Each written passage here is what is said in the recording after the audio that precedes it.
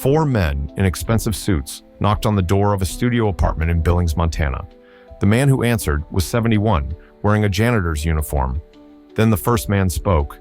Do you remember us? November 1983, South Dakota. You fixed our van. Walter Briggs stared at them. 25 years dissolved in an instant. He'd stopped when everyone else had driven by. They'd promised to come back. He'd never believed them. But here they were, and they had something with his name on it. Welcome to Tales Unveiled. Let's get started.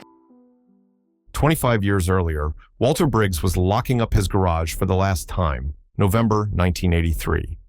The bank had foreclosed 2 days ago. 23 years of running Briggs Auto Repair in a town of 1,200 people, and it had all come apart in the past 3 years. The divorce, his ex-wife taking their daughter Natalie to California, the legal fees that ate through his savings, the loans he couldn't repay. Walt was 46 years old, broke, alone, and leaving town in the morning.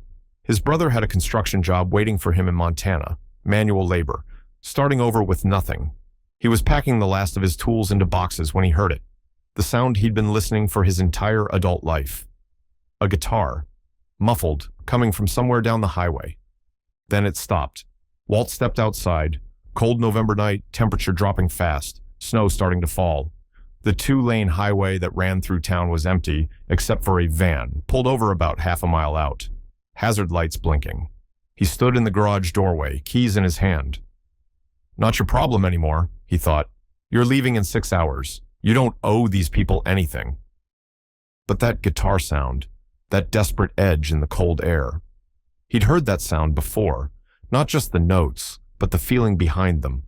Someone playing to pass time while their dream slipped away. He'd made that same sound 23 years ago, in this very garage, the night he'd put his guitar in its case for what he'd thought was the last time. Walt had been a musician once, long time ago, before Natalie was born, before the garage, before life got in the way. He'd played guitar in a band that almost made it. They'd gotten close to a record deal in Chicago. Then his girlfriend got pregnant. He did the right thing, got married, opened the garage, put away the guitar. He'd told himself it was the responsible choice, the grown-up choice. And maybe it had been. But standing there, hearing that guitar from the highway, Walt realized something. He'd spent 23 years wondering what would have happened if he'd gone to Chicago, if he'd taken the shot, if he'd believed in himself enough to try. Those people in that van, they were probably trying, probably believing, probably on their way to their own Chicago. One last good deed, he thought. Then I'll go. Walt grabbed his toolbox and drove out to the van. 4 young men were standing around the open hood, breath visible in the cold air. Early 20s, long hair, denim jackets. The smell of cigarettes and desperation. One of them was holding an acoustic guitar like he'd been playing to pass the time. You boys broke down? The one with the guitar looked up. Dark hair, thin face, eyes that looked older than his years. Yeah, engine died about an hour ago. Won't start. Walt looked at the engine. Old Dodge van, probably 1975. The engine was held together with duct tape and prayers. You try calling a tow? No money for a tow. We've got $32 between the 4 of us. Walt pulled out a flashlight, checked the engine. Fuel pump's gone, and you've got a radiator leak. You're not driving this anywhere tonight. The guitar player's face went white. We have to. We have a meeting in Chicago. 8 a.m. tomorrow. We have to be there. Something in his voice, the desperation, the way he said, have to, like his life depended on it. Walt had heard that tone before, in his own voice, 23 years ago, when he'd been trying to make it in music and running out of time. What kind of meeting? Record label, A&R guy from Atlantic Records. He heard our demo tape. This is our shot, our only shot. Walt did the math. It was midnight. Chicago was 280 miles east. Even if he could fix this van right now, they'd never make an 8 a.m. meeting. Where are you coming from? Seattle. We've been touring for 3 years, playing dive bars, sleeping in this van. We recorded a demo 6 months ago, sent it to every label we could find. This guy is the only one who responded. The drummer, a stocky kid with a beard, spoke up. If we don't make this meeting, we're done. We're $50,000 in debt. Borrowed money from the wrong people to record that demo. They want it back in 30 days or... He didn't finish the sentence. Walt looked at the four of them, saw himself at 23, saw the band he'd been in, saw the shot he'd never taken because he'd chosen safety over risk. I can't fix this here. No parts, no light. But I can tow you to my garage. How much? Let's get you there first. We'll worry about money later. Walt towed them back to Briggs Auto Repair, the garage that wouldn't be his by morning. He pulled the van into the bay, turned on the lights, started assessing the damage. The four band members stood in the garage, cold and exhausted. The guitar player introduced himself. I'm Danny. This is Rick, Mike, and Joey. He didn't mention the band's name. Didn't need to. They were four kids with a dream and $32 between them. Walter Briggs. People call me Walt. You play? Danny was looking at the old Gibson guitar hanging on the wall. Dusty, strings probably rusted. Used to. Long time ago. What happened? Life happened. Got married, had a kid, needed steady money. Music doesn't pay bills. Did you regret it? Walt didn't answer right away. He was pulling parts, checking the fuel pump, calculating what he'd need. Finally, every single day. Danny nodded, didn't say anything. Didn't need to.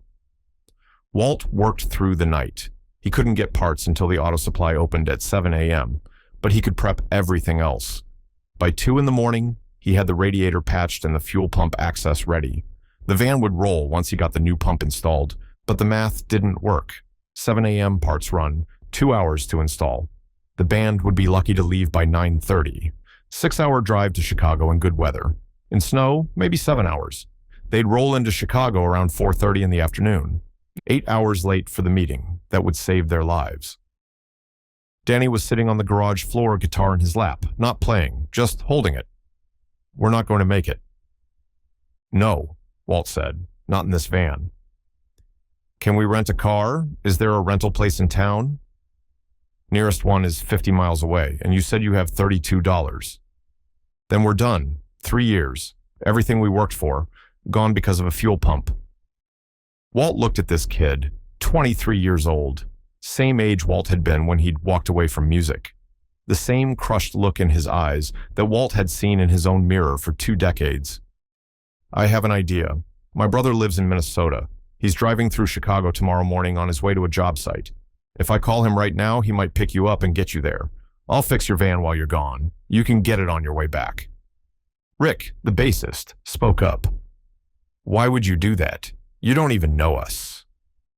Walt looked at the guitar on the wall, at the dreams he'd packed away, at the life he'd chosen instead of the life he'd wanted. Because 23 years ago, I had a shot at Chicago too. Had a meeting with a guy at Columbia Records. But my girlfriend was pregnant, and my dad was sick, and I had bills to pay. So I didn't go. I took the safe choice, opened this garage, and I've spent every day since wondering what would have happened if I'd just gone. You could still play, Danny said. No, I couldn't. When you walk away from music, it doesn't wait for you. You get older, your hands get stiff, the world moves on, you don't get a second chance. Walt picked up the phone. But you do. So, I'm calling my brother. Walt's brother answered on the 4th ring, half asleep, annoyed, but he agreed. He'd be there at 5 a.m., get the band to Chicago by 7:30. You're serious about this? Danny asked. Dead serious. You've got 3 hours to sleep, then you're going to Chicago, and you're going to nail that meeting, and you're not going to end up like me. The band tried to pay him with their $32. Walt refused. Save it for food. You'll need it more than I do. We'll pay you back, Danny said. I swear, when we make it, we'll come back and pay you back. Walt had heard that before. People always said they'd come back. Nobody ever did. Just don't waste this shot. That's all I ask. At 5 a.m., Walt's brother pulled up in his pickup truck. The 4 band members piled into the cab and the truck bed. Danny was the last one in. He looked at Walt for a long moment. Thank you for believing in us. I believe in music. I stopped believing in myself. Don't make the same mistake. They drove off into the pre-dawn darkness. Walt watched the taillights disappear, then went back into the garage. He worked until noon, replacing the fuel pump, fixing the radiator, changing the oil, checking everything he could think of. Made sure this van would get them back to Seattle safely. He didn't know if they'd make the meeting, didn't know if they'd get the deal, didn't know if he'd ever see them again. But for the first time in 23 years, Walter Briggs felt like he'd done something that mattered. The band showed up at 4 p.m. Walt heard the van before he saw it. Same engine, but running smooth now. They pulled into the garage, and all four of them got out, grinning like idiots. "We got it," Danny said. "We got the deal." Walt felt something in his chest tighten. "You got it?" "Development deal. 2 years to write an album. $60,000 advance. We're signed. We're actually signed." The other three were talking over each other. The meeting had gone perfectly. The A&R guy loved the demo, wanted them to open for a major tour. They were going to make it. They were actually going to make it. Danny pulled out a wad of cash. "This is for the repairs, for the tow, for everything." Walt looked at the money. Probably $500, more than the repairs cost, but not enough to save his garage. Nothing could save his garage now. "Keep it. You're going to need every dollar for the next 2 years. We can't just..." "Yes, you can. I fixed your van because I wanted to, not because I wanted to get paid." Danny tried to argue. Walt wouldn't budge. Finally, Danny put the money away, but he pulled out a cassette tape, their demo. "At least take this. When you hear us on the radio someday, you'll know you're part of why we made it." Walt took the cassette. "I'll hold you to that." They left at sunset. Walt watched them drive away, watched the van disappear down the highway toward Seattle. Then he locked up the garage, loaded his truck with the last of his belongings, and drove to Montana. He took the cassette tape with him, their demo, kept it all these years. 25 years was a long time to carry a cassette tape. Walter Briggs was 71 years old now. He'd spent 25 years working construction in Montana, then manual labor in Wyoming, then finally settling in Billings, working as a night janitor at a community college, living alone in a studio apartment. He'd never remarried. His daughter Natalie had stayed in California with her mother.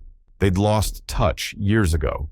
His ex-wife had told Natalie things, made it seem like Walt had abandoned them. By the time Walt tried to reach out, Natalie wanted nothing to do with him. The cassette tape from that night sat in a shoebox under his bed, the demo they'd recorded. He'd listened to it exactly once, the night after they left, then put it away, because listening to it hurt too much, reminded him of everything he'd given up, but he'd kept it, because it reminded him that one night he'd done something good, helped 4 kids chase a dream he'd never had the courage to chase himself. He'd seen the band on TV over the years, heard their songs on the radio. They'd become huge, massive, one of the biggest rock bands of the 80s and 90s, multi-platinum albums, sold-out stadium tours, everything Walt had dreamed of when he was 23. He'd never told anyone he'd helped them. Who would believe him? Nobody knew Walter Briggs. He was just a janitor who mopped floors at night. Sometimes he wondered if they remembered him. Probably not. 25 years was a long time. They'd met thousands of people, played hundreds of cities. He was just some small-town mechanic who'd fixed their van one cold night. It was a Tuesday morning in 2008 when someone knocked on Walt's apartment door. He opened it expecting a neighbor or the landlord. Instead, 4 men in their 50s stood in the hallway. Expensive clothes, confident postures, the kind of people who didn't belong in this building. The one in front had dark hair going gray, thin face, eyes Walt recognized from somewhere. "Walter Briggs?" "Yeah." "Do you remember us? November 1983, South Dakota. You fixed our van." Walt's brain couldn't process what he was seeing. "Danny?" The man smiled, started crying. "You remember." The other 3 were there too. Rick, Mike, Joey, older, grayer, but unmistakably them. Walt couldn't speak. His hands were shaking. "Can we come in?" Danny asked. Walt let them into his tiny apartment. 1 room, kitchenette, bathroom. The entire band probably lived in houses bigger than this entire building. They sat on his couch and floor. Walt stood, unable to sit, unable to understand what was happening. "How did you find me?" he finally managed. "We've been looking for you for 20 years, Danny said. We went back to that town in South Dakota in 1990. Wanted to pay you back, thank you properly. But the garage was gone, torn down. Nobody knew where you went. My brother said you'd gone to Montana, but he didn't have an address, Rick added. We hired investigators, checked every Walter Briggs in Montana, then Wyoming, then we expanded the search. It took 3 private investigators and 2 years to track you down, Joey said. Found you through Social Security records and employment history. We've been looking for you since we could afford to hire people to look. Walt sat down slowly on the edge of his bed. Why? Danny looked at him like he'd asked why the sun rises. Because you saved our lives. Because we promised we'd pay you back. Because everything we have, everything we've done, it only exists because you stopped that night. I just fixed your van. You did more than that. You believed in us when we had nothing. You gave up your time, your parts, your brother's favor, for 4 strangers. You didn't have to do any of that. Walt shook his head. You boys did the work. You got the deal. You gave us the chance, Danny said. That meeting was at 8 a.m. If we'd been even 10 minutes late, that A&R guy would have left. We walked in at 7:52, 8 minutes to spare, because of you. Mike spoke up. Walt, do you know what happened after that meeting? They signed us to a development deal. We spent 2 years writing an album. It went platinum. We toured the world, made millions, and none of it. None of it would have happened if you hadn't helped us. We wrote a song about you, Rick said. Second album, first single, about a mechanic who saved a band on a dark highway. It went to #1. We've played it at every concert for 23 years. Told the story on stage. Millions of people know about the mechanic in South Dakota who stopped when everyone else drove by. Walt couldn't process this. You wrote a song about me? Danny pulled out a phone, played a video, concert footage, a massive stadium, thousands of people. Danny on stage, older than Walt, remembered, but still unmistakably him, telling a story into the microphone. This next song is about a man named Walter Briggs. In 1983, our van broke down on a highway in South Dakota. It was midnight, freezing cold, snowing. We were 4 broke kids trying to make it to the most important meeting of our lives. And this man stopped, fixed our van, called his brother to drive us to Chicago, refused to let us pay him. We've been trying to find him for 25 years. Walt, if you're out there, this is for you. Then the band started playing, a song Walt had heard on the radio 1,000 times, but never knew was about him. Walt was crying, couldn't help it. 25 years of thinking he'd been forgotten, and they'd been singing about him at every show. We tried to find you, Danny said quietly, stopping the video. We really did. We wanted you at that concert, wanted you at all of them, but you disappeared. I moved around a lot. Construction work, following jobs. I didn't think I mattered. You mattered more than you know, Mike said. Walt, we're here because we owe you. We've owed you for 25 years, and we're finally here to pay it back. Danny pulled out an envelope, handed it to Walt. This is a check. It covers the cost of fixing our van, plus interest, plus a lot more. Consider it 25 years of royalties for inspiring a #1 song. Walt opened the envelope, stared at the check. The number had too many zeros. His hands started shaking. This was more than he'd made in 10 years of mopping floors, more than his garage had ever been worth, more than the divorce had cost him, more than he'd ever imagined mattering to anyone. But the number wasn't what made his throat tighten. It was the fact that they'd looked for him for 25 years. 4 men who'd become millionaires, who'd toured the world, who'd met presidents and rock stars, and had every reason to forget about a small-town mechanic. They could have moved on, could have told themselves they'd tried, could have let the memory fade. But they'd hired investigators, spent years searching, tracked him through 3 states and 2 decades of moving around. Because one cold night in 1983, he'd stopped when everyone else had driven by. Walt had spent 25 years thinking he was nobody, a failed musician, a divorced mechanic, a janitor mopping floors at a community college. They'd spent 25 years proving him wrong. I can't take this. Yes, you can, and you will, because it's not charity, it's payment. You invested in us that night. This is your return on investment. But I didn't do anything special. You believed in us when nobody else did, Danny said. You saw 4 broke kids with a broken van, and you didn't see failures. You saw yourself. You saw what you could have been. And you made sure we got our shot, even though you never got yours. Joey spoke for the first time. Walt, do you still play guitar? No, haven't touched one in 25 years. Why not? Because it hurts. Reminds me of what I gave up. What if you didn't give it up? Danny said. What if you just postponed it? I'm 71 years old, too old to start a music career. Too old to be famous, maybe, but not too old to play, not too old to enjoy it, not too old to teach it. Rick smiled. We run a music school in Los Angeles for kids who can't afford lessons. We were wondering, would you consider teaching there? Guitar, songwriting, whatever you want.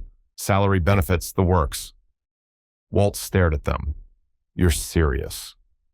Dead serious. We need someone who understands struggle, who knows what it's like to want something so badly it hurts, who can look at broke kids with dreams and help them believe. I'm a janitor. I'm not qualified to.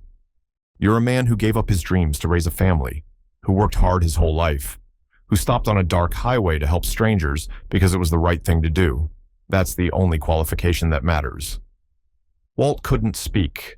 These men had tracked him down, had remembered him for 25 years, had written a song about him, and now they wanted to give him a second chance at the thing he'd loved most. There's one more thing, Danny said carefully. We found your daughter. Walt's world stopped. Natalie? She lives in San Diego. She's a music teacher. She saw us play 5 years ago, heard the story about the mechanic, looked us up after the show, told us you were her father. She knows you're looking for me? She's been looking for you too, your ex-wife. She told Natalie things that weren't true, made her think you'd abandoned them. But Natalie grew up, did her own digging, found the divorce records, saw what really happened. She's been trying to find you for 10 years. Walt couldn't breathe. Why didn't she? Because she was scared you wouldn't want to see her, because it had been so long, because... Danny paused. Because she thought you'd moved on, started a new family, forgotten about her. That's not. I never. I tried to reach her for years. Her mother blocked everything, changed phone numbers, moved. We know. That's why we're here. That's why we found both of you. Danny looked toward the door. Walt, she's outside, in the hallway. We asked her to wait while we talked to you first. She's terrified you're going to reject her. Walt stood up so fast he almost fell over. She's here? Right now? Right now. Walt moved to the door, hands shaking. Opened it. A woman in her 40s stood in the hallway. Dark hair, her mother's eyes, but something in the shape of her face that was pure Walt. She was crying before he even said her name. 25 years. Walt tried to do the math, tried to calculate what he'd missed. Her 20s, her wedding probably, grandchildren he'd never met, every Christmas, every birthday, every phone call that never came because her mother had made sure it couldn't. Every moment a father should have been there. He'd tried to find her, had sent letters that were returned, had called numbers that were disconnected, had hired a lawyer he couldn't afford who told him there was nothing to be done. Eventually, the lawyer bills had piled up, the divorce had finalized, and Walt had lost everything, including the will to keep trying. He'd told himself she was better off without him, that she'd moved on, that she probably didn't even remember him anymore. But she was here now, standing in his hallway, 40 years old, a stranger who was his daughter, looking at him like he was someone worth finding. Maybe he couldn't get back the years they'd lost, but he didn't have to lose any more. Natalie. Dad. They stood there for a moment. 25 years of absence. 25 years of misunderstanding. 25 years of a father and daughter who'd been torn apart by circumstances neither of them could control. Then Natalie stepped forward and hugged him.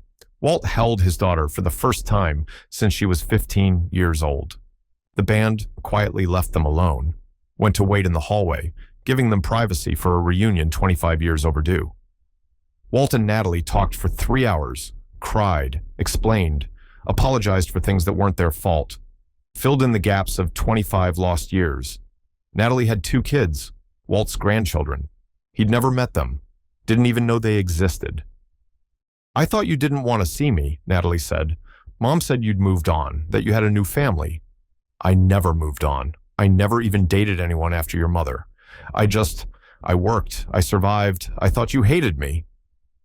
I never hated you, Dad. I was angry, confused, but I never hated you. I should have fought harder, should have found you. You did fight. Mom told me later. You sent letters, tried to call. She blocked everything.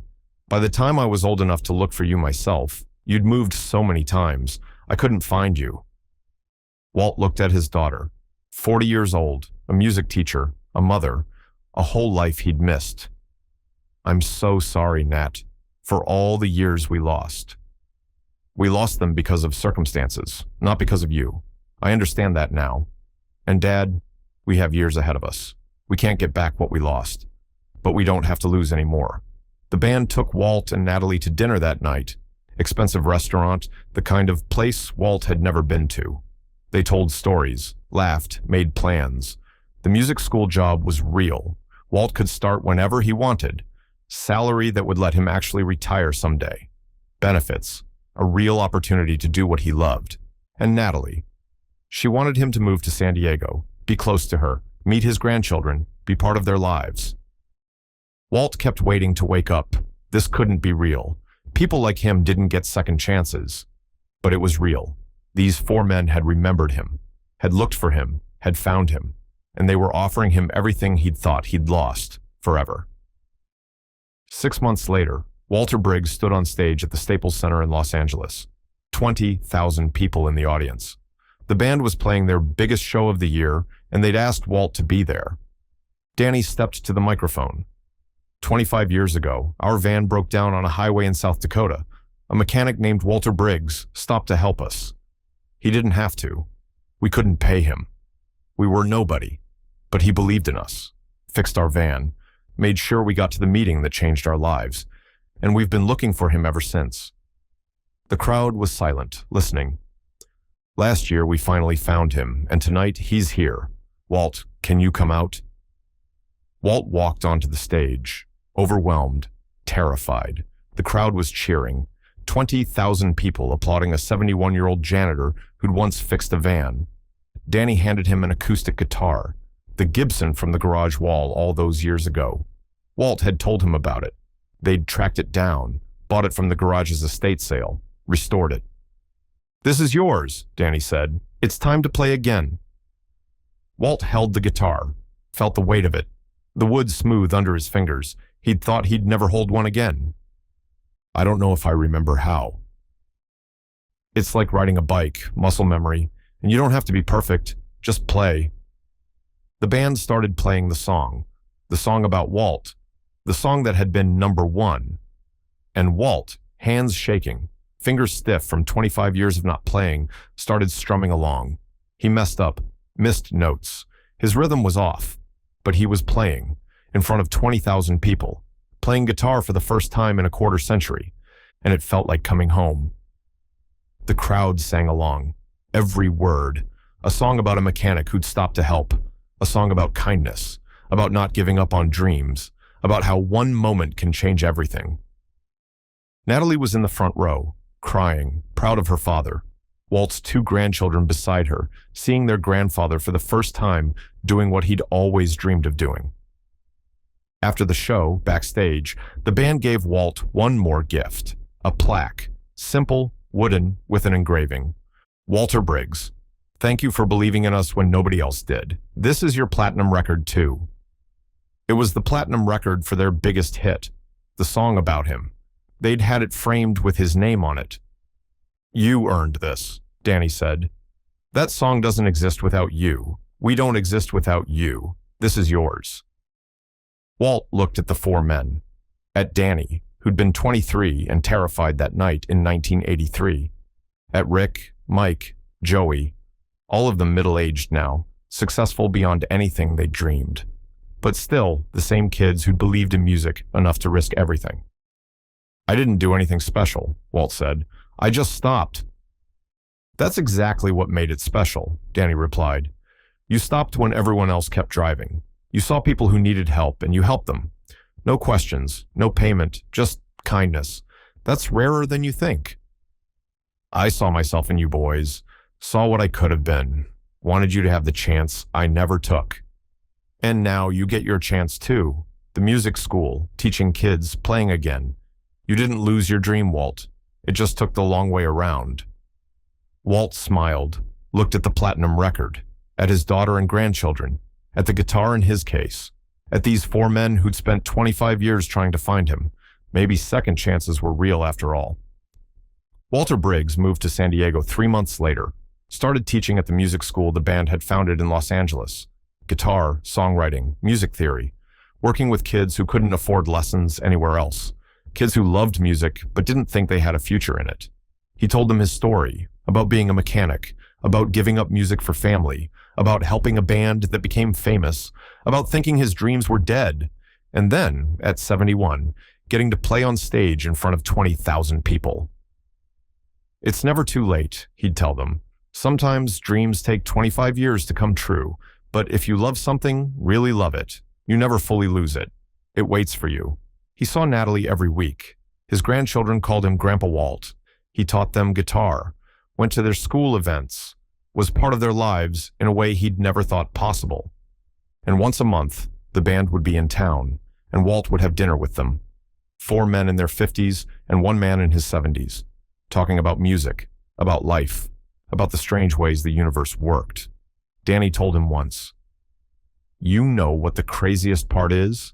That night on the highway, if you hadn't stopped, if you'd driven past like everyone else, none of this exists. Not the albums, not the tours, not the school.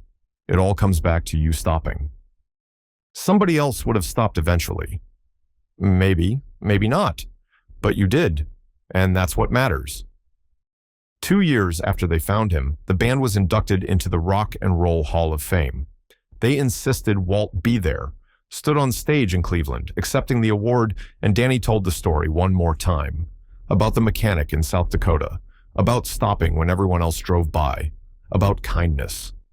And Walt sat in the audience with his daughter and grandchildren, watching 4 men he'd helped 25 years ago accept the highest honor in music, knowing he'd been part of it.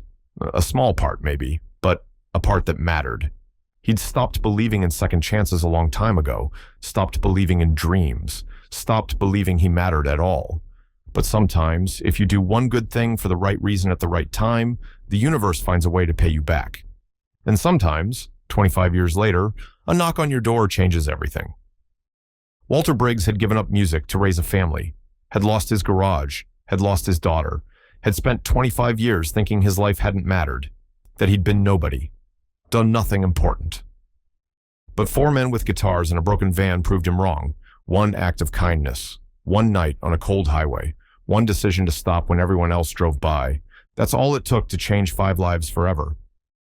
Walt kept the platinum record on his wall, right next to a photograph from that night at the Staples Center.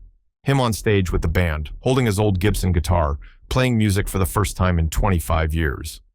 He'd thought his story ended in a small-town garage in 1983. Turns out, it was just beginning. Love this story? Hit that like button and subscribe for more. Don't forget to check out the video currently on your screen. You won't want to miss it. See you next time.